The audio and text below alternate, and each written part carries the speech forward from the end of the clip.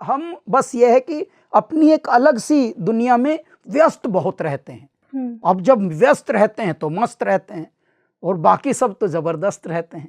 इस चक्कर में अब क्योंकि ढल ऐसे गए हैं तो बताते हुए भी शर्म आती है, क्योंकि एक्ट आपको ऐसे करना पड़ता है। या आई सी मूवीज एंड ऑल, या एवरीथिंग। तो ये कभी भी, ये तो अब क्योंकि अब दिल से बातें हो रही हैं तो इसलिए बताते हैं हम कि हम कभी नहीं जाते। मैं कबीर से भी उसके साथ कोई भी मूवी देखने गया हूँ कभी भी, जैसे बाल्यावस्था से 5-6 साल से मूवी जाने लगते हैं महानगरों के किड्स, तो मैं एक ही शर्त पे जाता था, देख भाई मैं सोऊंगा और तू मुझे डिस्टर्ब नहीं करेगा, और इस शर्त पे चलना है तो मैं चलता हूँ। तो वो शर्त कबूल करता था कि डन पापा, बट यू कम, हाँ चलो भाई। तो ये पहले से हो गई है तो मिसअंडरस्टैंडिंग भी नहीं होनी और कोई दिक्कत भी नहीं है। तो जब भी कभी गए या तो मैं बहुत तगड़ा सोया और बहुत मज़ा आया। मैं मतलब जितना मज़ा उसको मूवी देखने में आया, मेरा मज़ा उतने में आ गया।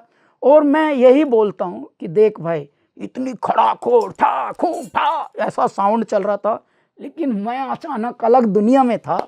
और मुझे उस मज़े के लिए मैं तेरे लिए कृतज्ञ हूँ। Thank you Kabir. और उसके बाद क्योंकि अब मैं एक्सेप्टेड हूँ जैसा भी हूँ, तो इसलिए कोई झंझट भी नहीं है। पहले से मान लीजिए उसको सेट करके रखता था कि भाई इंटरवल होएगा, तुझे जो भी खाना पीना जो भी है ये तेरा कोटा है। और जहाँ भी, यहाँ पे तो मुंबई में तो सारे थिएटर के लोग जानकार भी हैं थोड़े, तो पहले से सब करके घर तक भी पैसा नहीं मांगने आते, बाद में उनसे डिटेल लेके बैंक में भिजवा देते हैं हम लोग, छोटा मोटा जो भी अमाउंट होता है। तो वो सारी चीज़ें इतनी प्यार से सब मैनेज हो जाती हैं। तो हम सो भी लिए, कबीर ने मूवी भी देख ली।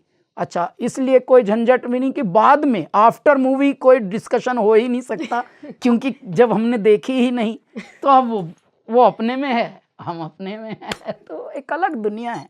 और मून इस पृथ्वी पर बहुत कम मीनिंगफुल सिनेमा बनता है, बहुत कम, याद रखना जी।